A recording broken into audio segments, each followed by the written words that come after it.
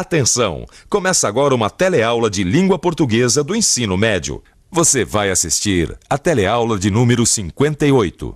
Bons estudos!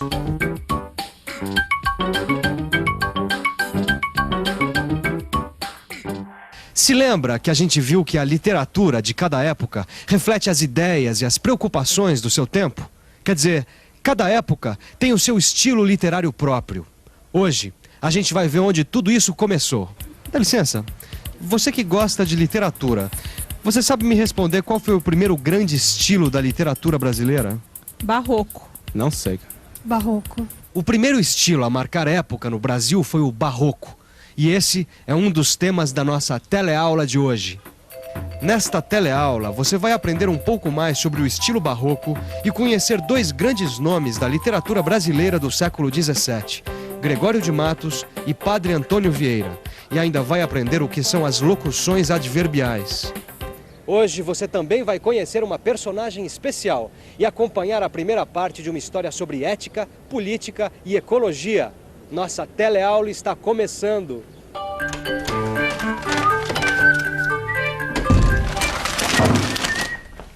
Tia Zulmira! Eu ajudei a criar você para acabar tendo que ver isso. É minha história sobre ecologia. Mas primeiro posso dar um abraço antes de tomar essa dura? Já devia ter dado, mas você sempre foi meio lento mesmo. Oh, Ei, meu menino! que saudade. Eu detesto cenas patéticas. Você pode me dizer o que é isso? É uma história que eu escrevi sobre o esforço das pessoas em preservar a natureza. Ah, o esforço das pessoas em defesa da ecologia, né? Uhum. Se isso fosse verdade, eu não estaria aqui. Ué, se tivesse dito que vinha, tia, eu tinha ido buscar a senhora na rodoviária. Ah, meu menino, você sabe que eu sou aposentada. Com o que eu ganho, ou eu telefonava pra você ou comprava a passagem. Pros dois, o dinheiro não dá. Mas, tia, o que a ecologia tem a ver com tudo isso? Tem a ver que nossa cidadezinha está sendo destruída de tanta poluição industrial. Os peixes boiando no rio, as plantações contaminadas. E puseram abaixo a mata que fica em volta da minha casa. Como eu sou uma florzinha, eu achei que eu estava correndo risco de vida. Tia, estão derrubando a mata pra quê? Pra quê? Pra tirar minério. Cavaram um buraco tão fundo no lugar da mata que minha casa foi interditada com perigo de desabamento. Se eu pudesse eu mudava essa história, viu? Tá aí, tia. Vamos mudar essa história. Por onde a gente começa? Bom, pelo começo, costuma dar certo. Esse aí é o Dr. Armando, dono da empresa de mineração quadrangular. O homem mais importante da pequena cidade de Júpiter da Serra. Eu fiquei rico explorando minério nas montanhas daqui. O Fabinho é irmão do Dr. Armando, presidente do Conselho Municipal do Meio Ambiente. Um irmão explorador de minério, o outro ecologista. Deu pra perceber que a gente vai discutir? Ô, Fabinho, eu acho uma perda de tempo falar com o prefeito Faustino. O contrato que eu assinei para exportar mais só vai trazer vantagens para a cidade. O Faustino será louco se não me deixar explorar a região da Matinha. Calma, Armando. Você sabe que precisa da deliberação do Conselho Municipal para tocar o seu projeto. E eu, como presidente do Conselho, tenho que sentir o que a comunidade quer. Será que a população vai ser contra mais empregos? Será que o prefeito vai ser contra aumentar a arrecadação de impostos do município? A Matinha tá acabando, Armando. E ela também é muito importante. Vocês ainda nem leram o meu projeto. É só ler para perceber que nenhum histérico do meio ambiente vai ter condições para criticá-lo. Histérico. Histérico, tia? O que é isso? Acabou o café. Mas assim não é possível. Que casa é essa que nem café tem? Eu fico histérica quando não tem café. Histeria. Vamos procurar. Tá aqui. Histeria. Neurose causada por conflitos psicológicos. Caracteriza-se por uma série de distúrbios nervosos. Vai daí que chamamos de histéricas também as pessoas muito nervosas ou irritadas. Mas elas deviam tomar um chazinho para se acalmar, sabe? Vai logo, menino. Solta esse prefeito de uma vez pra gente continuar a história, vai. Tá bom. Bom dia, doutor Armando.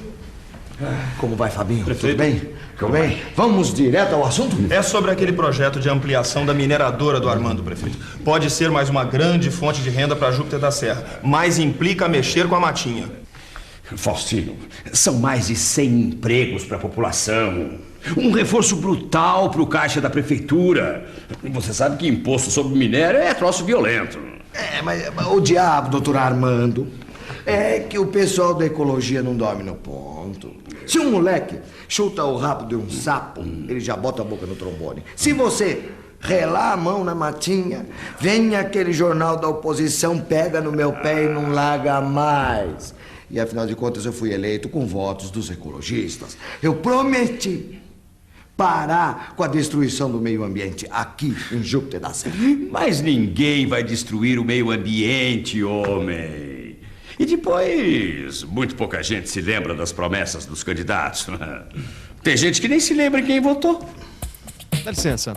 Na última eleição, você se lembra em quem você votou para deputado estadual? Lembro. E para deputado federal? Também. Lembro. E deputado federal? Também. O voto é um direito do cidadão, mas escolher o candidato é só uma parte da questão. Acompanhar o trabalho dos políticos que devem representar o povo também faz parte do exercício da cidadania. Não dá para esquecer. Esquecer? Se fossem comigo, iam dizer que eu tô esclerosada. Esqueceu em quem votou, Zulmira? Tá gagá. Que isso, tia? Eu é que sei. Às vezes eu até acho que eles têm razão. Sem dúvida devem ter. De repente todo mundo tá te chamando de gagá. E uma vez gagá, para sempre gagá. Só não tá exagerando, não, tia? Só se for nas locuções adverbiais. Eu usei um monte. Às vezes, sem dúvida. De repente, para sempre. Locuções adverbiais são as expressões que têm a função de advérbios. Lembra dos advérbios? A locução adverbial é uma expressão que funciona como advérbio e que sempre começa com uma preposição. Repare, ele fica por perto. Ele fala de quando em quando. Ele se declara de repente. As locuções adverbiais exprimem as mesmas ideias que os advérbios. Ideias de afirmação, dúvida, intensidade, lugar, modo, tempo, negação. As pressas em cima, de súbito, de soslaio, de propósito, de cor. Eu sei de um que sabe de cor as minhas promessas de campanha. O Vanil, o diretor do jornal A Consciência. Ele costuma citar grandes autores ao fazer suas críticas e pega pesado. Olha só o que ele escreveu a respeito dos destruidores do meio ambiente. Quantos com pele de ovelha são lobos enfurecidos, ladrões, falsos e aleivosos, embusteiros e assassinos. Esses aqui são versos do Gregório de Matos Guerra. E o Vanil é membro do Conselho Municipal do Meio Ambiente também. Eu conheço a figura. É um sujeito metido a falar difícil. De vez em quando ele me critica naquele pasquim. Mas eu nem ligo. A opinião do Vanil não tem a menor repercussão. Engano seu, meu irmão. O jeito do Vanil escrever impressiona, provoca um certo efeito. Seria interessante que ele tomasse conhecimento do projeto. Até porque você vai precisar do jornal para divulgação, não vai? Se o Vanil resolve se opor, o seu projeto vai ter que enfrentar toda a opinião pública da cidade. Mas que coisa! Vocês estão me tratando como se eu fosse o vilão da história. Até parece que eu pretendo destruir toda a matinha. E não pretende? Não. O meu projeto prevê a criação de uma reserva ecológica. Estão pensando o quê? Que eu não acompanho a mudança dos tempos? Bom, se é assim... Mas e o Vanil? Ele vai ter que me ouvir. Pode deixar. Eu vou tentar domar a fera e usar algumas locuções adverbiais. Já não temos que esperar deste governo insolente mais que perecer a gente. Sem o bem nunca alcançar. Só para Deus apelar pode o povo. Ora, doutor Armando, que surpresa! Ah, que devo a sua visita? Eu vim de improviso para discutir um assunto de extrema importância para mim e acredito para o senhor também. Assim como o senhor, eu gosto das coisas às claras. O senhor está querendo discutir um projeto comigo? De fio a pavio.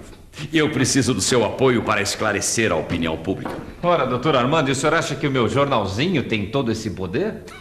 Ora, o senhor é sempre um crítico muito feroz e o povo da cidade sabe que o senhor é honesto.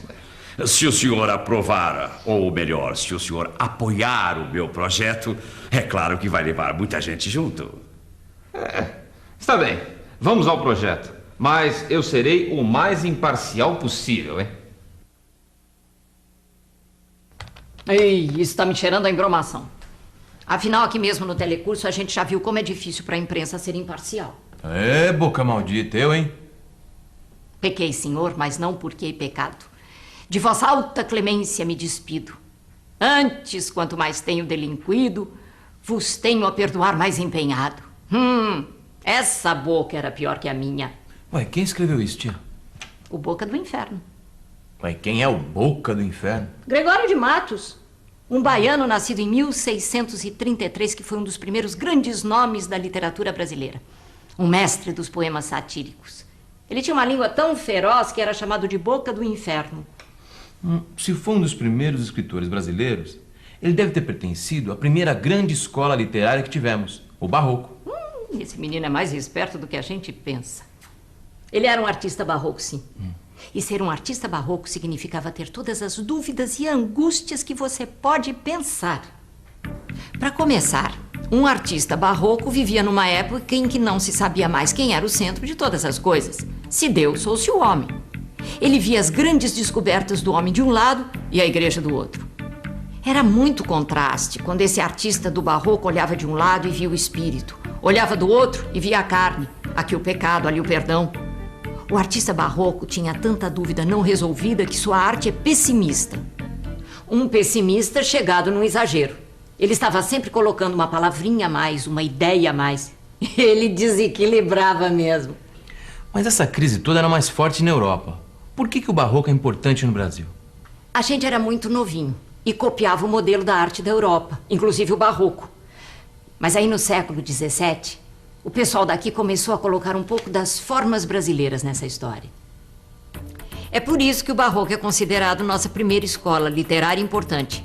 E é aí que entra o Gregório de Matos e também o padre Antônio Vieira. Vieira nasceu em Portugal em 1608 e chegou ainda criança à Bahia. É dele uma das maiores obras dessa época, Os Sermões. Ah, serpentes astutas do mundo, vivas e tão vivas, não vos fieis da vossa vida nem da vossa viveza. Não sois o que cuidais, nem o que sois. Sois o que fostes e o que haveis de ser. Por mais que vos vejais agora um dragão coroado e vestido de armas doiradas, com a cauda levantada e retorcida, soltando os ventos, o peito inchado, as asas estendidas, o colo encrespado e soberbo, boca aberta, dentes agudos, língua trissulca, olhos cintilantes, garras e unhas rompentes. Por mais que se veja esse dragão já tremular nas bandeiras dos lacedemônios, já passear nos jardins das Hesperidas, já guardar os tesouros de Midas, ou seja, dragão volante entre os meteoros, ou dragão de estrelas entre as constelações, ou dragão de divindade afetada entre as hierarquias. Se foi vara e há de ser vara, é vara. Se foi terra e há de ser terra, é terra. Se foi nada e há de ser nada, é nada. Porque tudo o que vive neste mundo é o que foi e o que há de ser. Só Deus é o que é. Sermões do Padre Vieira. Uma grande obra barroca. E quanto ao Gregório de Matos, você vai encontrar aí no seu livro um exemplo da sua obra, o poema chamado A Jesus Cristo Nosso Senhor. Eu sou o Senhor ovelha desgarrada. Cobrai-a, e não queirais, pastor divino, perder na vossa ovelha a vossa glória. Ô, tia, a senhora adora esse Boca do Inferno, hein? Ah, adoro. E principalmente esse poema A Jesus Cristo Nosso Senhor.